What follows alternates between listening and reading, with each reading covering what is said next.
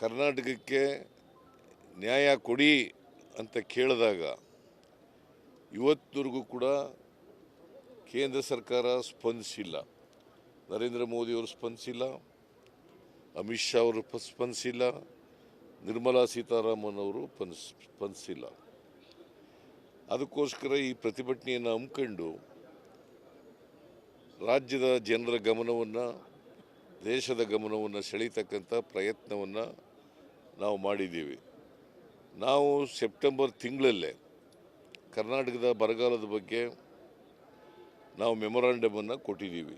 September 20ನೇ ತಾರೀಕು 22ನೇ ತಾರೀಕು ಮೆಮೊರಾಂಡಮನ್ನು ಕೊಟ್ಟಿದ್ದೀವಿ. ಅದಾದಮೇಲೆ ಕೇಂದ್ರದ ತಂಡ ಬಂದು ಇಲ್ಲಿ ಪರಿಶೀಲನೆಯನ್ನು ಮಾಡಿ 4 ದಿನಗಳ ಕಾಲ ಪರಿಶೀಲನೆ ಮಾಡಿ ಕೇಂದ್ರ ಸರ್ಕಾರಕ್ಕೆ ವರದಿಯನ್ನು ಕೊಟ್ಟಿದ್ದಾರೆ. ಈ ಮಧ್ಯೆ ಕೃಷ್ಣ ಬೈರೇಗೌಡ, ಚಲುವರಾಯಸ್ವಾಮಿ ಮತ್ತು ಪ್ರಿಯಾಂಕ್ ಖರ್ಗೆ ಇವರೆಲ್ಲರೂ ಕೂಡ ಸಂಬಂಧಪಟ್ಟಂಥ ಮಂತ್ರಿಗಳನ್ನು ಭೇಟಿ ಮಾಡಿ ಕರ್ನಾಟಕ ಇವತ್ತು ನಾವು ಎದುರಿಸ್ತಾ ಇರ್ತಕ್ಕಂಥ ಬರಗಾಲದ ಬಗ್ಗೆ ವಿವರಿಸಿದ್ದಾರೆ. ಕರ್ನಾಟಕದಲ್ಲಿ ಇವತ್ತು ಭೀಕರವಾದಂಥ ಬರಗಾಲ ಇದೆ. 240 ತಾಲೂಕುಗಳಲ್ಲಿ 223 ತಾಲೂಕುಗಳನ್ನು ಬರಗಾಲ ಪೀಡಿತ ತಾಲೂಕುಗಳು ಅಂತೇಳಿ ಘೋಷಣೆ ಮಾಡಿದ್ದೀವಿ.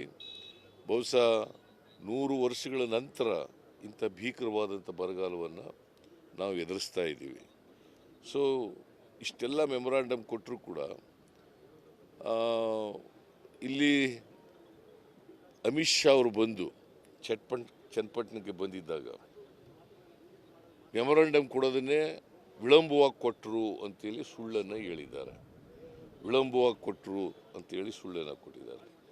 ನಿರ್ಮಲಾ ಸೀತಾರಾಮನ್ ಬಂದು ಇಲ್ಲಿ ಅವರೇನು ಹೇಳಿದ್ದಾರೆ ಅಂತಂದರೆ, ಅವರು ಗ್ಯಾರಂಟಿ ಯೋಜನೆಗಳಿಗೆ ದುಡ್ಡು ಕೇಳ್ತಾ ಇದ್ದಾರೆ, ಬರಗಾಲಕ್ಕೆ ದುಡ್ಡು ಕೇಳ್ತಾ ಇಲ್ಲ ಅಂಥೇಳಿ ಅವರು ಹೇಳಿದ್ದಾರೆ. ಇಬ್ಬರು ಹೇಳಿರೋದು ಸುಳ್ಳು, 100% ಸುಳ್ಳು. ನಾವು ಗ್ಯಾರಂಟಿ ಯೋಜನೆಗಳಿಗೆ ಒಂದೇ ಒಂದು ಪೈಸೆನೂ ಕೂಡ ಕೇಂದ್ರದಿಂದ ಕೇಳಿಲ್ಲ, ಬೇಕಾಗೂ ಇಲ್ಲ. ನಾವು ಗ್ಯಾರಂಟಿ ಯೋಜನೆಗಳಿಗೆ ನಮ್ಮ ಸಂಪನ್ಮೂಲಗಳಿಂದಲೇ ಭರಿಸಿದ್ದೇವೆ. 36,000 ಕೋಟಿ 23-24ರಲ್ಲಿ ಭರಿಸಿದ್ದೇವೆ. ಮುಂದಿನ ವರ್ಷಕ್ಕೆ ಅಂದರೆ 24-25ಕ್ಕೆ 52,009 ಕೋಟಿ ರೂಪಾಯಿಗಳನ್ನು ಇಟ್ಟಿದ್ದೇವೆ. ಅದರಿಂದ ನಾವು ಗ್ಯಾರಂಟಿ ಯೋಜನೆಗಳಿಗೆ ದುಡ್ಡು ಕೇಳ್ತಾ ಇಲ್ಲ. ಬರಗಾಲಕ್ಕೆ ಇವತ್ತು 48,000 ಹೆಕ್ಟೇರ್ ಮಳೆ ಇಲ್ಲದೇ ಬೆಳೆ ನಷ್ಟ ಆಗಿದೆ. ರೈತರು ಕಷ್ಟದಲ್ಲಿದ್ದಾರೆ. ನಾವು ರೈತರಿಗೆ ನಮ್ಮ ಸರ್ಕಾರದ ವತಿಯಿಂದಲೇ ಮೊದಲನೇ ಕಂತು 2,000 ರೂಪಾಯಿ ಒಳಗಡೆ 2,000 ರೂಪಾಯಿವರೆಗೆ ಬಿಡುಗಡೆ ಮಾಡಿದ್ದೀವಿ. ಸುಮಾರು 34 ಲಕ್ಷ ರೈತರಿಗೆ 2,000 ರೂಪಾಯಿ, ಸುಮಾರು 2,000 ರೂಪಾಯಿನಂತೆ ಕೊಟ್ಟಿದ್ದೇವೆ. 650 ಕೋಟಿ ರೂಪಾಯಿಗಳನ್ನು ಬಿಡುಗಡೆ ಮಾಡಿ ನಾವು ರೈತರಿಗೆ ತಲುಪಿಸ್ತಕ್ಕಂಥ ಪ್ರಯತ್ನವನ್ನು ಮಾಡಿದ್ದೀವಿ. ಬರಗಾಲವನ್ನು ಸಮರ್ಥವಾಗಿ ಇಲ್ಲಿವರೆಗೆ ಎದುರಿಸಿದ್ದೀವಿ.